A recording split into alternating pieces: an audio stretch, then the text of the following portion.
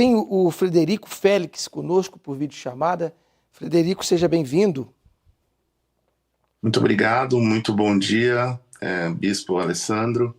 É uma honra participar desse programa. Sobre o tema de hoje, Frederico, por que você, em primeiro lugar, por que você acredita que as vítimas acabam não fazendo as denúncias, na sua opinião, como psiquiatra? Existem fatores que estão envolvidos nesse tipo de violência que são muito relevantes. Fatores sociais, emocionais, fatores psicológicos.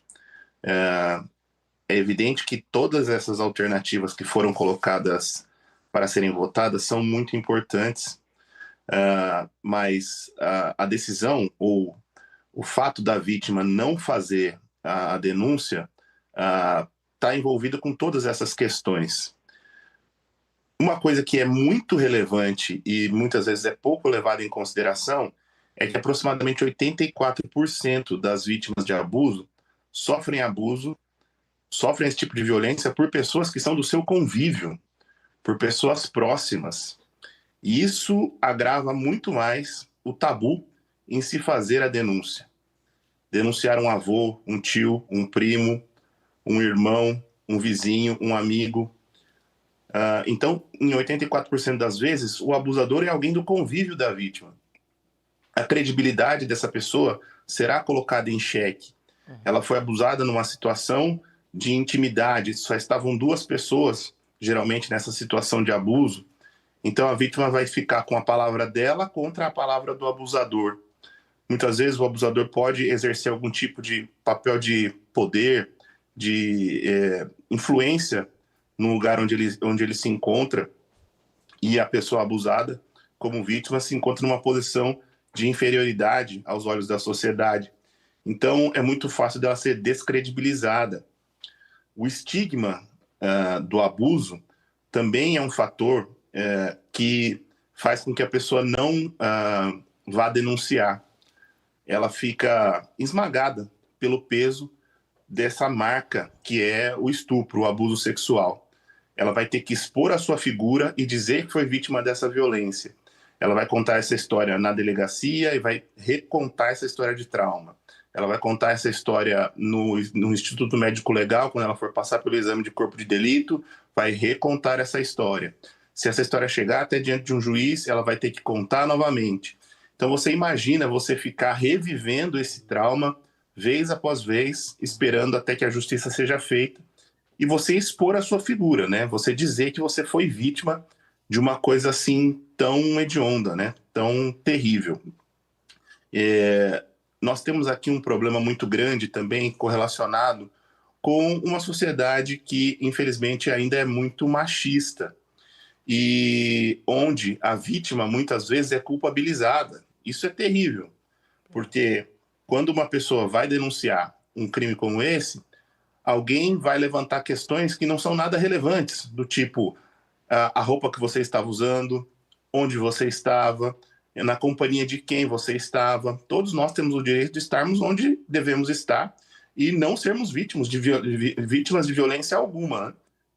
Porém, as mulheres, quando sofrem esse tipo de violência, essas questões serão levantadas, né? Como se ela fosse uma pessoa de índole duvidosa e que, de alguma maneira, tivesse facilitado esse tipo de ato, esse tipo de crime, né?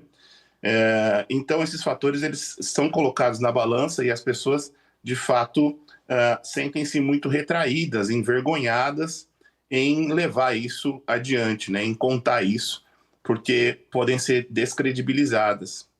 E esse crime em particular é um ato extremamente traumático. Quando eu comecei a prática da psiquiatria e comecei a questionar as pessoas se elas já haviam sofrido algum tipo de abuso, se elas tinham tido algum tipo de trauma grave na infância, muitas pessoas, muito mais pessoas do que eu imaginava, já sofreram algum tipo de abuso e não relataram, né? Aqui a gente está falando de mulheres, mas meninos também, muitos meninos, né, sofrem esse tipo de abuso. E o abuso pode ser reiterado, né? Se a pessoa estiver morando com o agressor, esse abuso pode ser feito vez após vez, após vez, após vez, né? Se for uma criança, até que esse abuso pare, até que essa violência pare, isso pode levar muito tempo. E o dano psicológico, ele é muito grande, terrível, e é uma das coisas mais difíceis de se reverter, mais difícil da pessoa conseguir ressignificar, mais difícil da pessoa conseguir elaborar na sua psique o fato de ter sofrido esse tipo de violência, tratada dessa maneira, e muitas vezes ver o abusador seguir impune, né?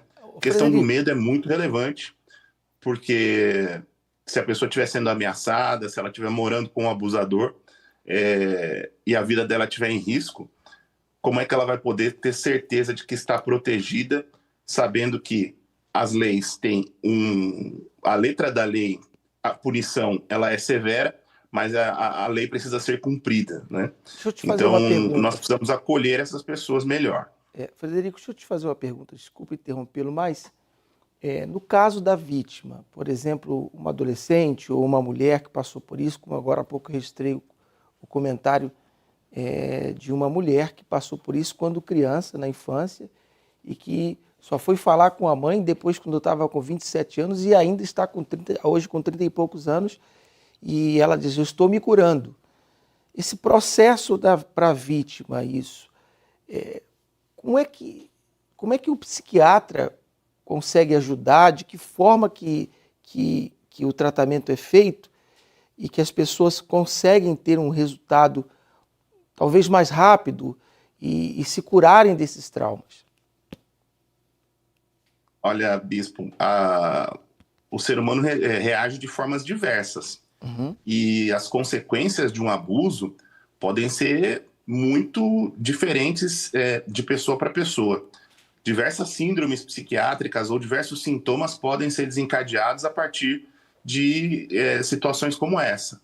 Tem gente, por exemplo, que trata a vida inteira, passa a vida toda tratando e não consegue se recuperar. Sim.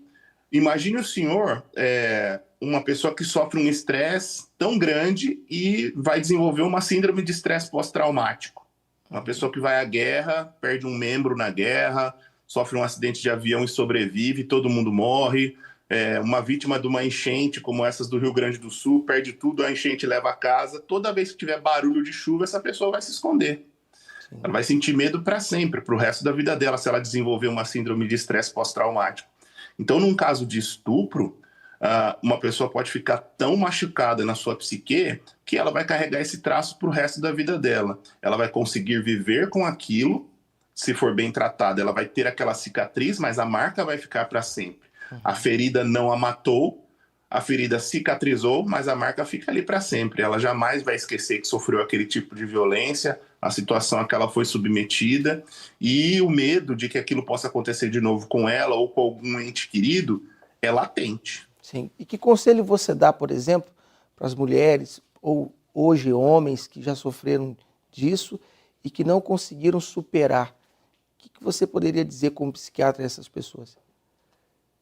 Procure ajuda em meios de confiança, pessoas em que você confie, para conseguir conversar sobre isso.